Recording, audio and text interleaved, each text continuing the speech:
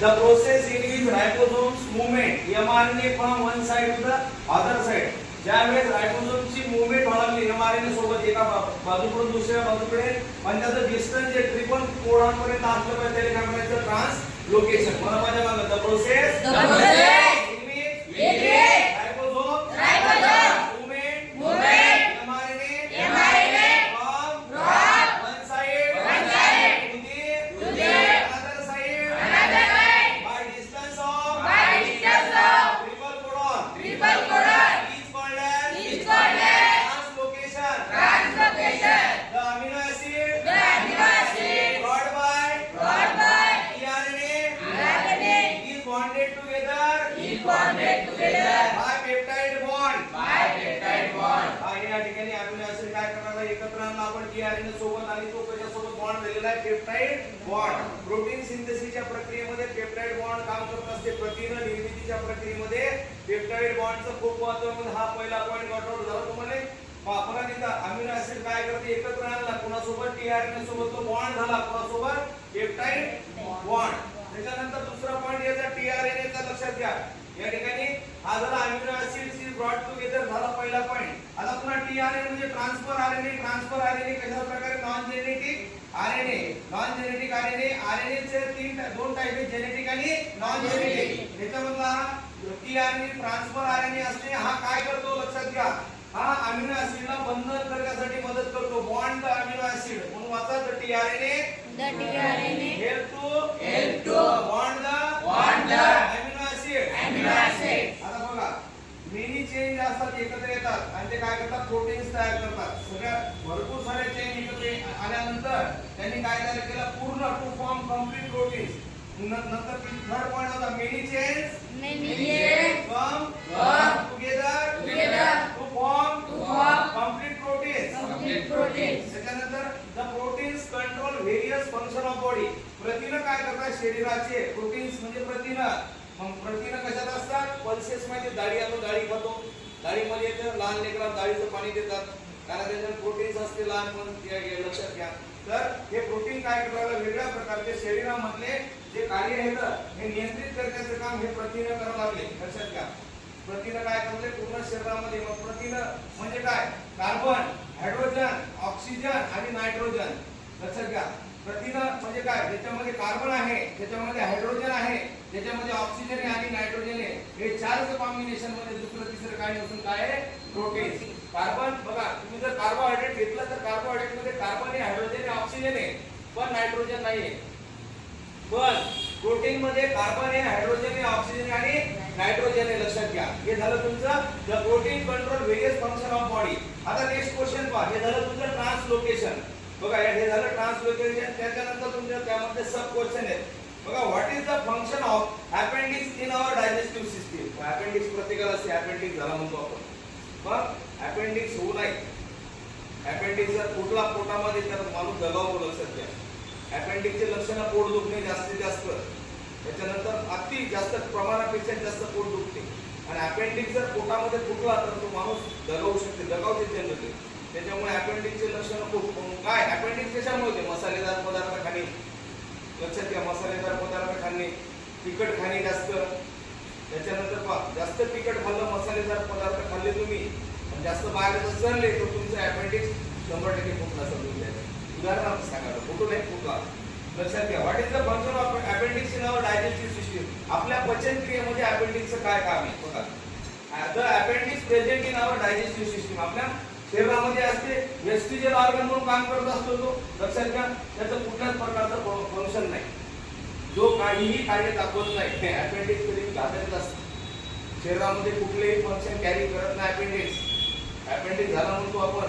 लक्षात घ्या मग त्याचं ऑपरेशन करावं लागते. मोठे असे हे निघतात. लक्षात घ्या अपेंडिक्स फुटला म्हणतात, फुटत की मग माणूस दगावतो.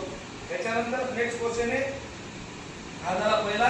वाचायचा what is the function of appendix in our digestive system.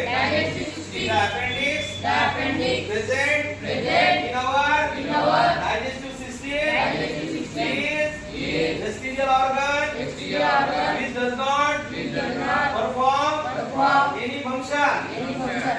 आता पहा आता पहिला second question are our wisdom teeth आपल्याला शहाणे दात म्हणतो आपण are our wisdom teeth really useful for chewing the food दात आपल्या कामात असतात कुठल्याही प्रकारचे विजडम टीथ हे वेस्टिजियल ऑर्गन मध्ये असतात आणि कुठल्याही प्रकारचं फंक्शन दाखवत नाही लक्षात घ्या शहाणे दात म्हणतो आपण शहाणे दाढा करायला म्हणतो आपण त्याला तर ते काही परफॉर्म करत नाही लक्षात घ्या म्हणून second question are our wisdom teeth really useful for saving the food wisdom teeth are vestigial organ which does not perform any function question number 3 why did the animal like dinosaur become extinct dinosaur काय लगा अस्तित्व संपलं त्याचं dinosaur पहिले खूप dinosaur होते आता डायनासोरचं पूर्ण अस्तित्व संपलेलं आहे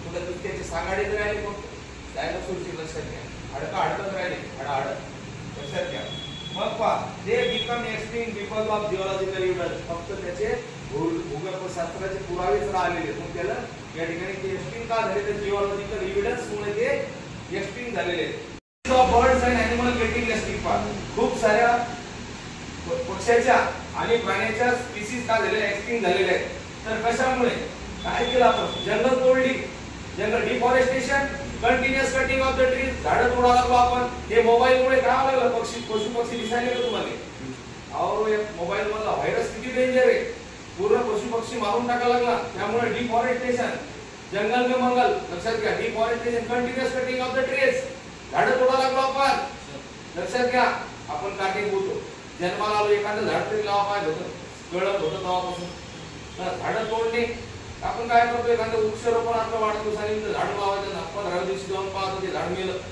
डिफॉरेस्टेशन लॅक ऑफ फूड अन्नाचा कशामुळे जंगल तोडल्यामुळे काय झालं लॅक ऑफ फूड अन्नाचा तुम्हाला पुरवठा व्हायला लागला का नाही अन्न भेटेल ना आपल्याला लॅक ऑफ फूड अन्नाचा तुटवडा पोल्युशन प्रदूषण कोण घडवायला लागलं they undesirable changes in air water and soil बदल घडून आला आपण undesirable changes in air water and soil कशामुळे केमिकल हवा त्याच्यानंतर वॉटर पाणी त्यानंतर कैसा सगळं प्रदूषितच आहे त्याच्यानंतर एअर वॉटर आणि सॉइल मातीचं प्रदूषण घडून आला लागलो त्यामुळे जेव्हा एकरी ॲव्हरेज 10 चा व्हायचा आता 5 चा 4 चा 3 चा व्हायला लागला कशामुळे माती ही प्रदूषित झाली they undesirable changes in air water and soil is called as pollution आणि त्याने जे पोल्युटन्स हे जे घडून आणायला लागले पोल्युशन त्याला पोल्युटन्स म्हणतात मग वेगळ्या प्रकारचे केमिकल्स आहेत वेगळ्या प्रकारच्या इंडस्ट्रीज आहेत एअर इंडस्ट्री एअर हे वॉटर आहे सॉइल आहे याचं जे घडून आणायला लागले तर प्रदूषण हंटिंग शिकार करायला लागलो आपण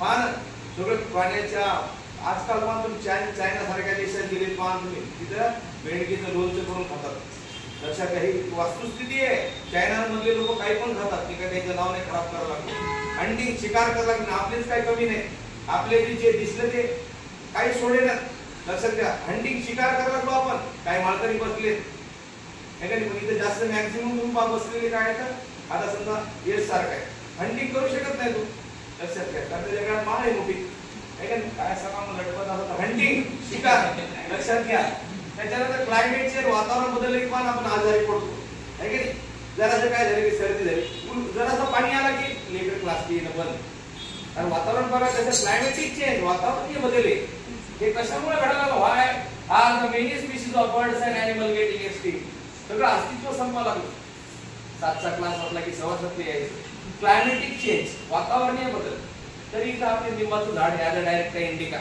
हवा देते ते मोकळीचे काय काय काय करत त्या भिंगरीच्या फॅन खाली बसले लक्षात म्हणजे हवा लागली पाहिजे पण हे क्लायमेटिक चेंजेस सगळे वातावरणीय बदल हे बदल सगळे घडायला लागले कोण सगळे क्लायमेटिक चेंजेस आहे तुमचं शरीर वाढलं पाहिजे due to the climatic changes लक्षात घ्या म्हणून या ठिकाणी या स्पीसीज आहेत बर्ड्स आणि कोणाच्या ॲनिमलच्या एक्सटिंक्ट व्हायला लागला संपायला लागलं सगळं अस्तित्व आपण पहा ना पूर्वी काळचे आपले आजोबा कसे होते शरीर आपले शरीर पहा कसं आहे सुगोटी रोप बाकी सुगोटी रोप लहानपणी असं वळलं लेकरू जन्माले आहे का नाही काही सट असतात तुमचे शरीर पाहून घ्या तुम्ही आणि हवा आली तर उडून जातो हे क्लायमेटिक चेंजेस आहेत टिकत नाही त्याच्याकडे वातावरण बदलले लक्षात घ्या